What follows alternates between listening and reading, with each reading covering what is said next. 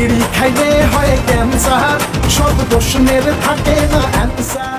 জায়েদ খানকে নিয়ে হয়তো আমার মতো অনেকের মনেই অনেক প্রশ্ন, যার উত্তরগুলো আমাদের কারোরই জানা নেই। কিন্তু আজকের এই আলোচনার মাধ্যমে আমি বেশ কিছু জিনিস তুলে ধরব, যাতে জায়েদ খানের ব্যক্তিত্বের কিছু দিক আপনাদের কাছে পরিষ্কার হবে। কেউ সুখে টানে, কেউ দুঃখে টানে। জায়েদ খান গত প্রায় 18 বছর ধরে ইন্ডাস্ট্রিতে রয়েছেন। ইন্ডাস্ট্রিতে তার বলার মতো কোনো ছবি আদৌ আমরা জানি না। কোন ছবিতে তিনি লাস্ট ভালো অভিনয় করেছেন তা বলতে গেলেও ফিরে তাকাতে হবে 5 থেকে 6 বছর আগের অন্তর্জালা ছবিতে।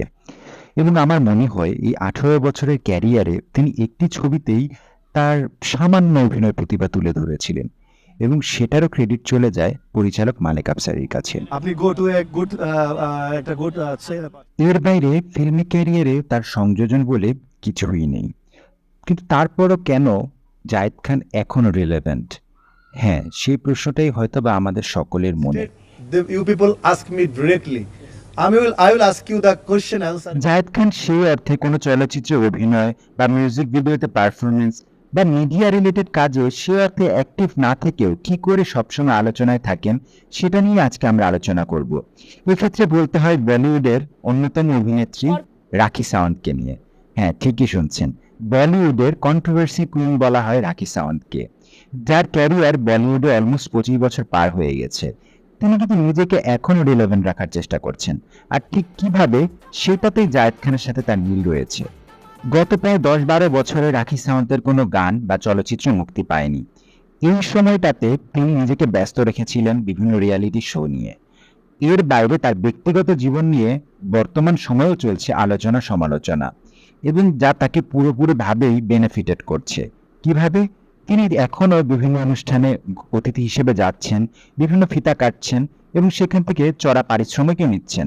তো তার ক্যারিয়ারে সে অর্থে ফিল্ম বলুন বা গান বলুন, সেসবের সংযোজন না হলেও অর্থ সংযোজন কিন্তু ঠিকই হচ্ছে। আর এমনটা ঘটছে ঠিক জায়েদ খানের ব্যাপারেও।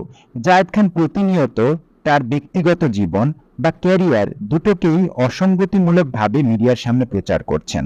বিভিন্ন ইন্টারভিউতে তার অসঙ্গতিপূর্ণ কথা বা অভিব্যক্তি দর্শকদেরকে হাসাচ্ছে, ভাবাচ্ছে, বা অনেকেই ভাবছেন আদৌ জায়েদ খানের মাথা ঠিক আছে কিনা। কিন্তু আমি তার কথা, ইন্টারভিউ এবং সকল ক্যারিয়ার ভিত্তিক অ্যানালাইসিস করার পর যে জিনিসটা পেয়েছি সেটা হচ্ছে সবকিছু তিনি ঠিক বুঝে শুনেই করছেন।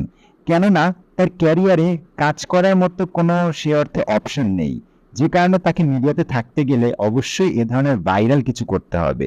এবং এটা তিনি যখন বুঝে গেছেন তখন থেকেই তিনি দেখবেন তার ইন্টারভিউ বলুন বা যে কোনো অনুষ্ঠানে তার কথোপকথনগুলো অবশ্যই এমন কিছু হয় যা কিনা বিতর্কের সৃষ্টি করে, এবং এসব তিনি সব জেনে বুঝেই করছেন। আর এতে তিনি লাভবানও হচ্ছেন। সব রকমের ফিতে কাটা অনুষ্ঠান হোক বা ব্র্যান্ড অ্যাম্বাসেডর, আমরা জায়েদ খানকে সব জায়গায় দেখতে পাচ্ছি। এতে আমি ঠিক জানি না কোম্পানিগুলোর কতটা প্রচার প্রসার বা পজিটিভ রিভিউ আসছে, কিন্তু জায়েদ খানের পকেট কিন্তু ভারী হচ্ছে। সেক্ষেত্রে বলা যায় জায়েদ খান রাখি সাওয়ান্তকে ফলো করেছেন। আর এসব ক্ষেত্রে জায়েদ খানকে কোনোভাবেই আমার বেশি মনে হচ্ছে না। জায়েদ খানকে দিয়ে বিভিন্ন রকমের শো প্রমোট করানো হচ্ছে। বাংলাদেশের অন্যতম বড় বড় প্ল্যাটফর্মগুলোতেও জায়েদ খানকে দিয়ে প্রমোট করানো হয়, এবং জায়েদ তার জন্য পারিশ্রমিকও নেন। তো জায়েদ খান পেশাদার মানুষ হিসেবে অবশ্যই এসব সুযোগগুলো লুফে নেবেন, সেটাই স্বাভাবিক। আর আমরা সাধারণ দর্শকরাও তো জায়েদ খানকে দেখে বিনোদিত হই। অথচ আমরা অনেকেই জানি না এবছর রেজিনা চৌধুরী বন্যা ভারতের চতুর্থ সাময়িক সর্বোচ্চ সম্মাননা পদ্মশ্রী পেয়েছেন। তাই আমাদের আগ্রহ যদি থাকে জায়েদ খানের মতো ভাইরাল কিছুতে, তাহলে অবশ্যই জায়েদ খান তা থেকে বেনিফিটেড হবেন।